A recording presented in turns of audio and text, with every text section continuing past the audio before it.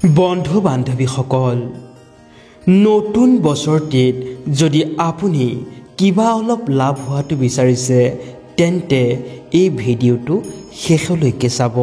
তেতিয়াহে সকলো কথা ভালদৰে বুজি পাব। বন্ধুসকল, আপোনালোকৰ খবৰ কেনেকুৱা? নিশ্চয় ভালে চাগে। সদায় সুস্থ থাকক আৰু সবল হৈ থাকক। নতুন বছৰটিয়ে সুখ শান্তি আনন্দ যাতে কঢ়িয়াই আনক। এতিয়া জানো আহক 1 জানুৱাৰীৰ দিনটিত কি বস্তু স্পৰ্শ কৰিলে মহাফল লাভ হয়, লগতে ঘৰলৈ কি কি বস্তু আনিব লাগে। বন্ধুসকল, 1 জানুৱাৰীৰ দিনটিত অৰ্থাৎ নতুন বছৰৰ প্ৰথম দিনটিত বহু লোকে বহু উপায় আদি কৰি থকা দেখা যায় আৰু ভাল ফলো লাভ কৰে। সেয়েহে নতুন বছৰৰ প্ৰথম দিনটিত আপুনি যদি এইকেইটা উপায় কৰিব পাৰে তেন্তে আপোনাৰ জীৱন সলনি হৈ যাব পাৰে। কোনো বেয়া শক্তিয়ে আপোনাৰ ভৱিষ্যতত কোনো গ্ৰহণ লগাব নোৱাৰে। যদি আপুনি বিচাৰিছে গোটেই বছৰটিয়ে আপোনাৰ ভালদৰে পাৰ হওক তেন্তে আপুনি আমি উল্লেখ কৰা এই উপায়কেইটা কৰি চাব পাৰে। বন্ধুসকল, এনে বহু বস্তু আছে যিবোৰ আপুনি নতুন বছৰৰ প্ৰথমটো দিনত শুভ বস্তু বুলি গণ্য কৰি ঘৰলৈ বিশ্বাস কৰি কিনি আনিব পাৰে। এনেকুৱা কৰিলে নিশ্চিতভাৱে আপোনাৰ জীৱনৰ পৰিৱৰ্তন হ'ব। বন্ধুসকল, নতুন বছৰত এনে কিছুমান বস্তু ক্ৰয় কৰাৰ ফলত জীৱন সলনি হৈ যায়। ঘৰত শুভ শক্তিয়ে প্ৰৱেশ কৰে আৰু ঘৰখনত সুখ শান্তিৰে ভৰি পৰে। এই 5টা বস্তুৰ ভিতৰত যিকোনো এটা বস্তু যেনে তেনে হ'লেও যদি ক্ৰয় কৰি আনিব পাৰে তেন্তে আপুনি নিজেই প্ৰমাণ পাব সেই বস্তুভাগ কিনি অনা লাভ হৈছে নে লোকচান হৈছে। নিশ্চিতভাৱে সেই বিশেষ বস্তু ক্ৰয় কৰি আনিলে আপোনাৰ ধন সম্পত্তি আশ্চৰ্য বৈভৱটো বৃদ্ধি পাবই। আপুনি সুখ শান্তিৰেও নতুন বছৰটো পাৰ কৰিব পাৰিব। আজিৰ যুগৰ এটা অপ্ৰিয় সত্য কথা হৈছে ধন আছে মানে আপোনাক মানুহে সমীহ কৰে। ধন আছে মানে দুই এজনে আপোনাক সন্মানো কৰে। কিন্তু আপুনি হাজাৰ ভাল হ'লেও হাতত যদি টকা পইচা নাথাকে তেন্তে আপোনাক মানুহে সমীহ কৰি চলিবলৈ টান পায়। এইটো অপ্ৰিয় সত্য। ধন নথকা মানুহক বিভিন্নজনে বিভিন্ন সময়ত হেয় প্ৰতিপন্ন কৰি আহিছে। সেয়া আপুনি আপোনাৰ চকুৰ সন্মুখত দেখিছে, ময়ো দেখিছোঁ। গতিকে আজিৰ যুগত হাতত ধন থকাটো জৰুৰী হৈ পৰিছে। আপুনি পৰিশ্ৰম কৰক, কোনো কথা নাই। পৰিশ্ৰম কৰিলেহে তাৰ ফলটো পোৱা যায়। পৰিশ্ৰমৰ সমান্তৰালভাৱে এনেকুৱা কিছুমান বস্তু আছে যিসমূহ বস্তু ঘৰলৈ কিনি আনিলে তুলনামূলকভাৱে প্ৰয়োজনতকৈ আপুনি বেছিকৈ ফল লাভ কৰিব। এই বিশেষ বস্তু ক্ৰয় কৰি আনিলে আপোনাৰ দুৰ্ভাগ্য দূৰ হ'ব। সেয়েহে বন্ধুসকল, আজিৰ এই ভিডিঅ'টো অতিকৈ গুৰুত্বপূৰ্ণ। ভালদৰে চাই ল'লেহে তাৰ মূল বিষয়বস্তুবোৰ জানিব পাৰিব আৰু কৰিবলৈও চেষ্টা কৰিব। এতিয়া জানো আহক মূল বিষয়বস্তুলৈ। 1 জানুৱাৰী দিনটিত ক্ৰয় কৰি অনা প্ৰথম বস্তুটোৱে হৈছে এখন ফটো। হয়, এখন ভাটৌ চৰাইৰ ফটো। ভাটৌ চৰাইৰ ছবি কিয় কিনি আনিব লাগে ইয়াৰ আঁৰতো এটা কাৰণ লুকাই আছে। যদি আপোনাৰ ঘৰত শিশু সন্তান আছে বা আপুনি যদি কোনো প্ৰতিযোগিতামূলক পৰীক্ষাৰ কাৰণে চেষ্টা অব্যাহত ৰাখিছে বা যিকোনো ধৰণৰ চৰকাৰী চাকৰিৰ বাবে আপুনি অহৰহ চেষ্টা অব্যাহত ৰাখিছে বা আপোনাৰ যদি পঢ়া শুনাত মন বহা নাই, কিতাপ পঢ়িলেই টোপনিয়ে হেঁচা মাৰি ধৰে বা বিভিন্ন সমস্যাই হেঁচা মাৰি ধৰে, তেনে ক্ষেত্ৰত আপুনি ঘৰলৈ ভাটৌ চৰাইৰ ফটো এখন ক্ৰয় কৰি আনক।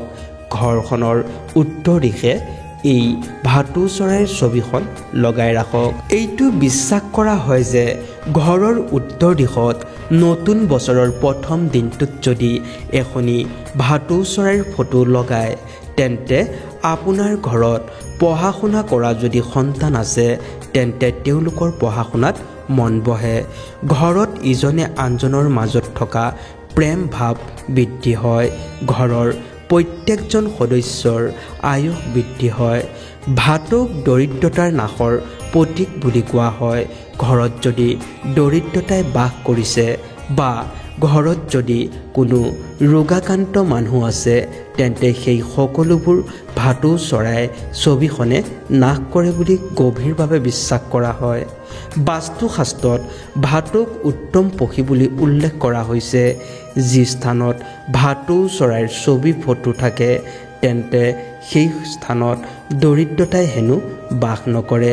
সেইবাবে নতুন বছৰৰ প্ৰথম দিনটোত এখন ভাটৌ চৰাইৰ ছবি ক্ৰয় কৰি আনক। নতুন বছৰৰ প্ৰথম দিনটিত আনিব লগা ২ নম্বৰ বস্তুবিধৰ নাম হৈছে শংখ। হিন্দু ধৰ্মত শংখক বহুত বেছি পবিত্ৰ বুলি গণ্য কৰা হয়। ১৪ ৰত্নৰ ভিতৰত শংখকো ধৰা হয়। সমুদ্ৰ মন্থনত শংখ উৎপত্তি হৈছিল। স্বয়ং ভগৱান বিষ্ণুৱে শংখ ধাৰণ কৰিছিল। শংখটো মা লক্ষ্মীয়ে বাস কৰে বুলি গভীৰভাৱে বিশ্বাস কৰা হয়। যিখন ঘৰত শংখ থাকে, যিখন ঘৰত শংখ বজোৱা হয় সেইখন ঘৰৰ বাতাৱৰণ একেবাৰে পবিত্ৰ হৈ পৰে। ঘৰখনত থকা নিগেটিভ শক্তিবোৰ অৰ্থাৎ বেয়া শক্তিবোৰ শংখৰ বজোৱাৰ লগে লগেই নোহোৱা হৈ পৰে, অৰ্থাৎ বেয়া শক্তিবোৰ দূৰ হৈ যায়। ঘৰলৈ পজিটিভ শক্তিৰ প্ৰৱেশ ঘটে। গতিকে এই নতুন বছৰৰ প্ৰথম দিনটিত এটা শংখ ক্ৰয় কৰি অনাটো অত্যন্ত জৰুৰী। যদি আগতেই আপোনাৰ ঘৰত আছে তেন্তে ভালদৰে ব্যৱহাৰ কৰিব আৰু লগতে নতুন বছৰৰ প্ৰথম দিনটিত ঘৰত শংখৰ ধ্বনি কৰিব। এনে কৰিলে ভগৱান বিষ্ণু ও মা লক্ষ্মী ঘৰত প্ৰৱেশ কৰিব।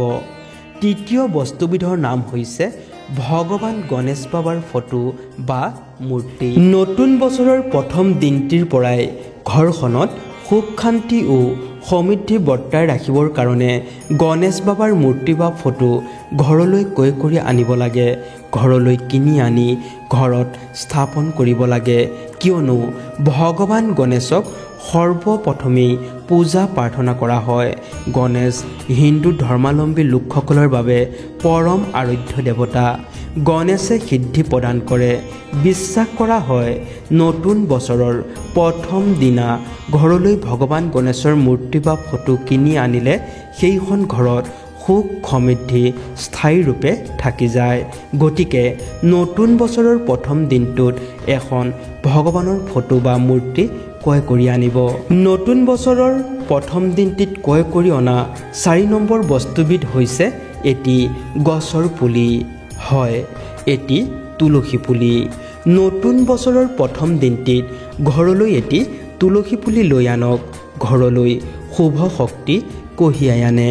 এই তুলসী পুলিয়ে বহুতো সুখ শান্তি কঢ়িয়াই লৈ আনে।